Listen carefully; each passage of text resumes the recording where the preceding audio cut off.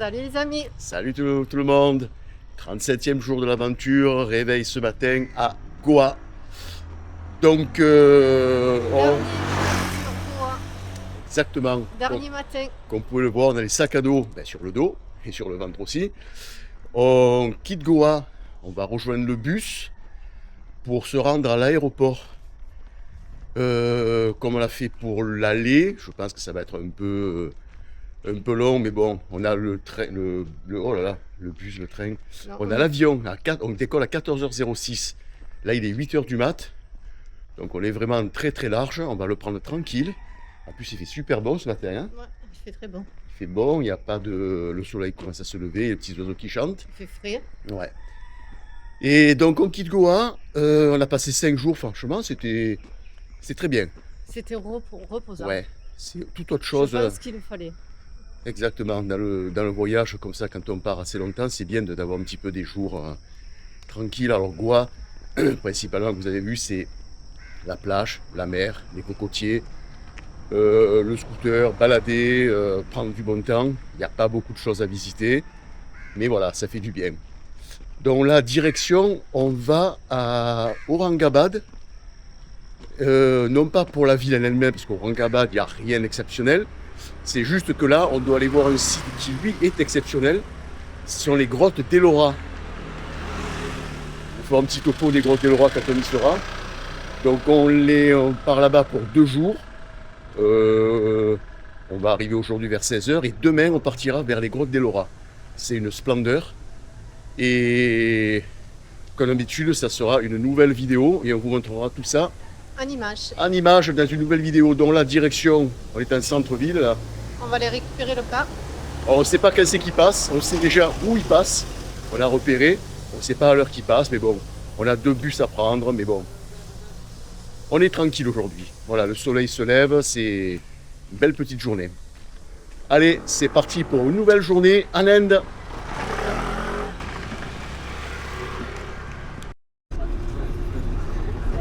Bon, mais nous voilà dans le bus. C'est un bus local jusqu'en direction de Margao. On l'a chopé in extremis. On l'a vu arriver, on a couru. On a couru quoi, 50 mètres? Timing. 5 mètres. On a sauté dedans. Heureusement qu'ils attendent quand même un petit peu. Ouais, ça va, ils sont cool. C'est même pas très bien. Donc, premier bus récupéré. On va à la station de bus à Margao. Qui est à 13 km. Voilà, il y a peut-être un quart d'heure, 20 minutes de bus. Après, le deuxième parcours sera un peu plus long parce qu'il va passer par des petits villages, pas mal d'arrêts, jusqu'à l'aéroport de Dabolim. Dabolim. Donc là, c'est tranquille, ouais, il est vraiment tranquille, il récupère tous les gens qui vont au travail. En fait, il n'y a pas d'arrêt vraiment spécifique. C'est quand ils voient quelqu'un. Si la personne fait signe, il s'arrête. En fait, il n'y a pas d'arrêt vraiment précis où il doit s'arrêter. Ouais. Donc c'est pour ça qu'on s'arrête très très très souvent et que le trajet en fait de 13 km, ça doit durer un quart d'heure, ça dure peut-être une demi-heure, voire 3 quarts d'heure. C'est pour ça qu'on a pris très tôt ce matin pour être à l'heure pour l'avion. En espérant que cette fois-ci, l'avion soit à l'heure lui aussi. Oui, aussi. Pour l'instant, je n'ai pas reçu de mail, donc tout va bien.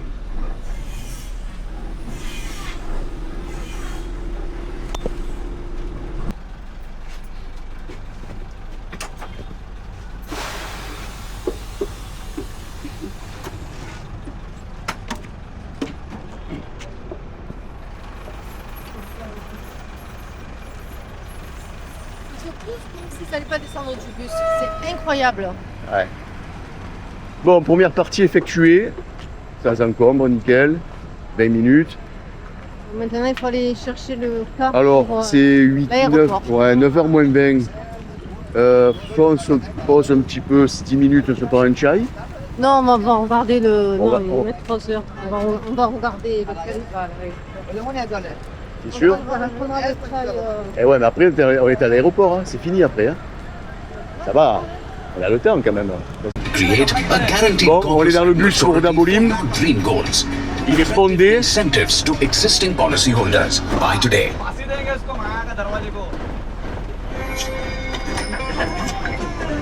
système pour tenir la porte.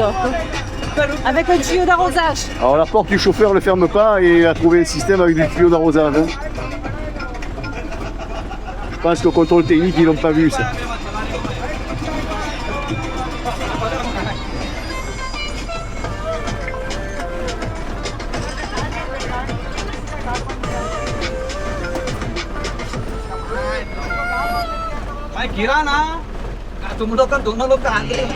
C'est pire qu'à l'aller.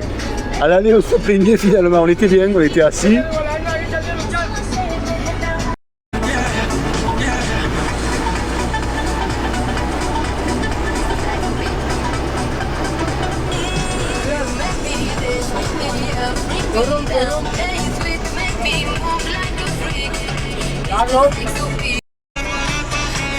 Ils ont réussi à trouver une place, parce qu'on en a pour moins pour 1 heure, donc il vaut mieux s'installer. On est à l'avant, au moins on ne gêne pas le flux des passagers. C'est l'ambiance dans le bus.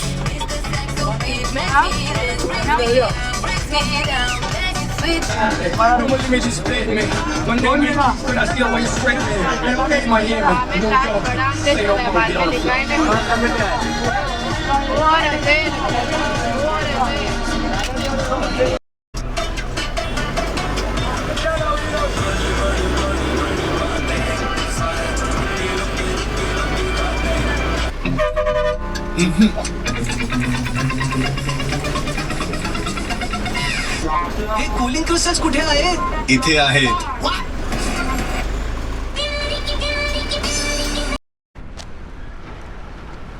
Nous voilà arrivés à l'aéroport. À l'instant, on a mis 1 heure pour le deuxième parcours. Oh, nickel. Hein. Premier parcours, on a payé 20 centimes chacun.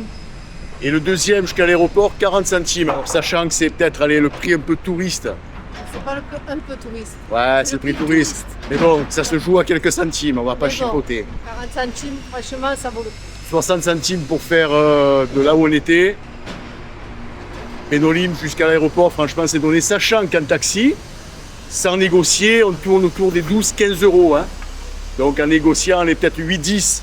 Donc franchement, ça vaut le coup de prendre le bus local. Donc maintenant, on est à l'aéroport, on a quand même, c'est 9h45. On a bien 2 heures. Et on a, avant qu'on décolle, on a 4 heures. Oui. On a 4 heures avant le décollage, avant le boarding un peu moins. Bon, on va s'installer à l'aéroport, au moins on y est, on est sûr de décoller. On va se prendre un petit chai, des petits gâteaux. Et ben, rendez-vous pour la prochaine vidéo sur les grottes, enfin, aux grottes d'Ellora. Allez, à plus! Salut tout le monde! Salut les amis. 38e jour d'aventure, réveil ce matin à Aurangabad. Comme on vous avait dit dans la précédente vidéo, on se retrouve, on a changé d'état, on a changé de ville évidemment. On se retrouve dans le Maharashtra. Et là on se dirige à la station de bus pour aller explorer, découvrir les magnifiques grottes d'Ellora qui se trouvent à 30 km d'Aurangabad. Un site fabuleux qui est classé au patrimoine mondial de l'humanité. Donc on est parti pour la journée. On vous en dira un petit peu plus sur ces grottes une fois sur place. Donc plusieurs solutions pour aller aux grottes, soit le taxi évidemment, c'est entre 15 et 18 euros, ça dépend de la négociation. Nous on a choisi toujours pareil, le moyen le plus économique et le plus local, c'est de prendre des bus locaux. Donc on se dirige à la station de bus qui est vraiment à 800 mètres de l'hôtel, donc pour ça c'est nickel. On va récupérer un bus et on va aller directement aux grottes d'Ellora. Donc on se retrouve là-bas pour vous faire découvrir ces magnifiques et époustouflantes grottes. Allez, c'est parti!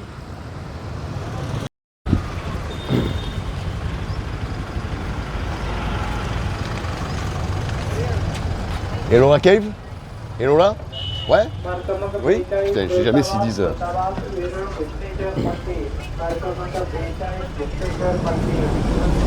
Hop, et voilà.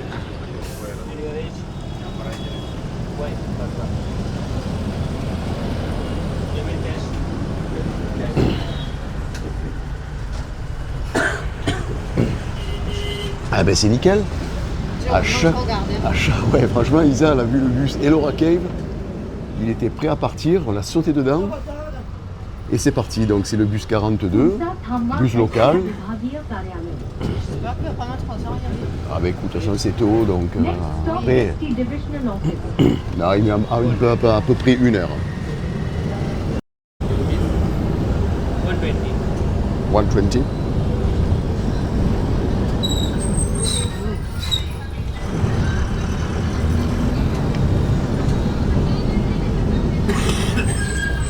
C'est ça?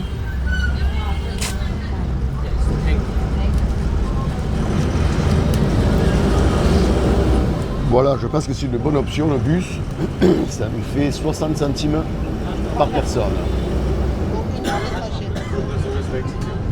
60 centimes par personne, sachant qu'un tuk-tuk ou un taxi, on aurait payé Déjà, facilement. un taxi, c'était 18 euros. Ouais, 18 euros. Bon, c'est vrai qu'il nous attend, il nous attend sur place, il nous ramène. 18 euros, Mais bon. on ne sait pas si c'est... Le rapport de prix est énorme pour.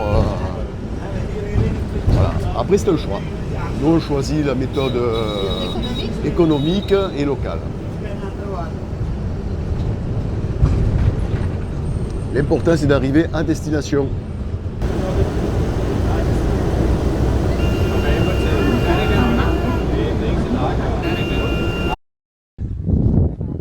Voilà, nous voilà arrivés aux fabuleuses grottes d'Ellora.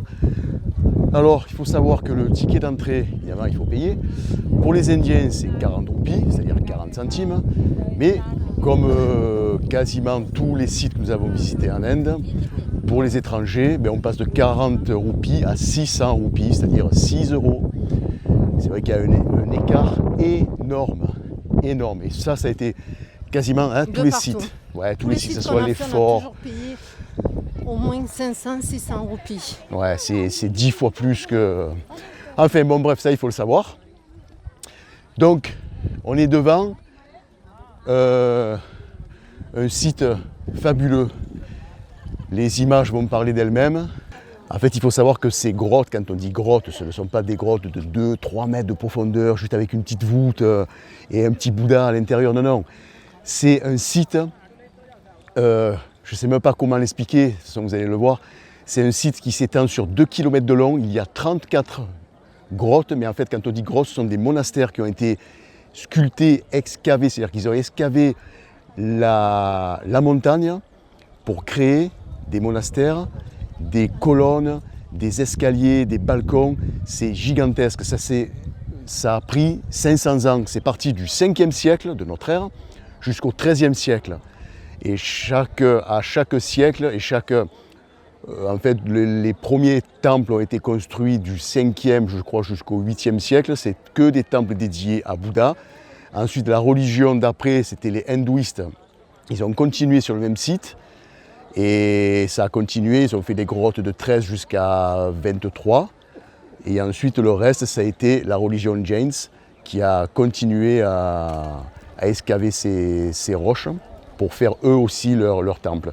Voilà, ces 3 religions à cette époque-là cohabitaient ensemble. Et c'est une œuvre monumentale. Alors, il faut savoir qu'il n'y a aucune pierre qui a été rapportée. C'est-à-dire tout a été sculpté dans la roche. Donc on va vous montrer ça en vidéo parce que les images vont parler d'elles-mêmes.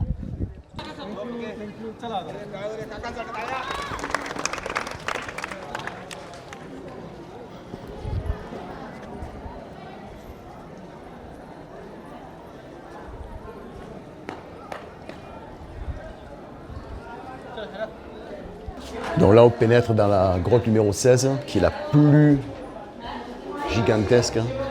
C'est la grotte Kailasha. Elle était, on ne peut même pas dire le mot construite, elle a été excavée, creusée au 7e siècle.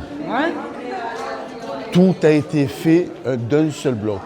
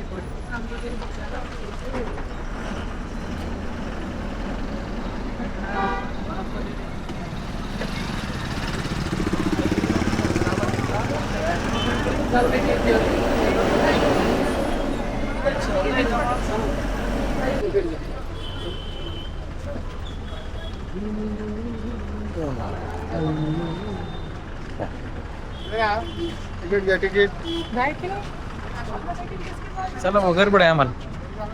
Ça y est. Oh, je m'endors, mais sérieux. Ah ouais? Wow. C'est ici qu'on peut se Ouais.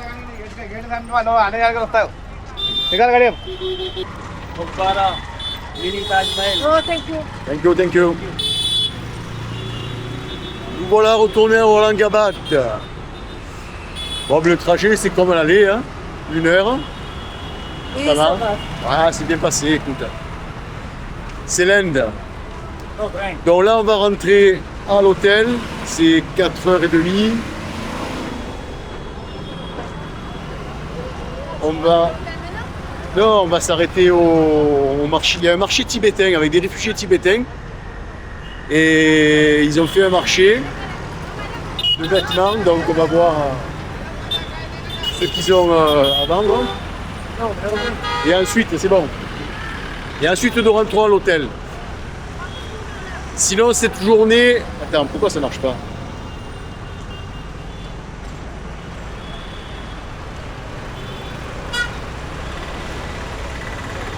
Bon, sinon, cette journée au Grotte des Leroy, franchement, une très très belle découverte. Un site magnifique. Ouais, c'était somptueux, c'était... Je sais pas, c'est même pas... On peut pas le C'est décrire. grandiose. On peut pas le décrire. Ça s'est fait sur 5 siècles, donc c'est... Ça peut pas se décrire, ça se voit, ça se vit. Et vous l'avez vu aussi. Ouais, vous l'avez vu aussi en vidéo, c'est énorme. Ce qu'ils ont réussi à faire dans une paroi rocheuse, creuser des grottes, des temples, des monastères avec des piliers, enfin, c'est incroyable. Vraiment incroyable. Donc on ne regrette pas d'être venu à Aurangabad juste pour ça, parce qu'on est venu juste pour ça. Et demain on repart. Mais voilà, sinon une belle journée. Allez, on va voir ce que vaut ce marché tibétain.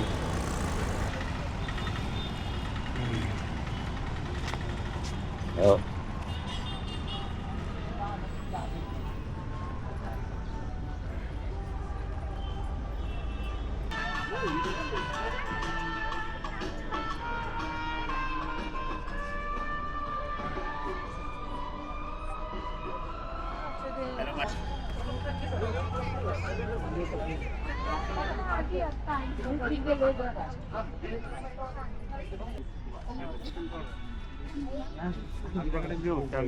पण लोक पगारावर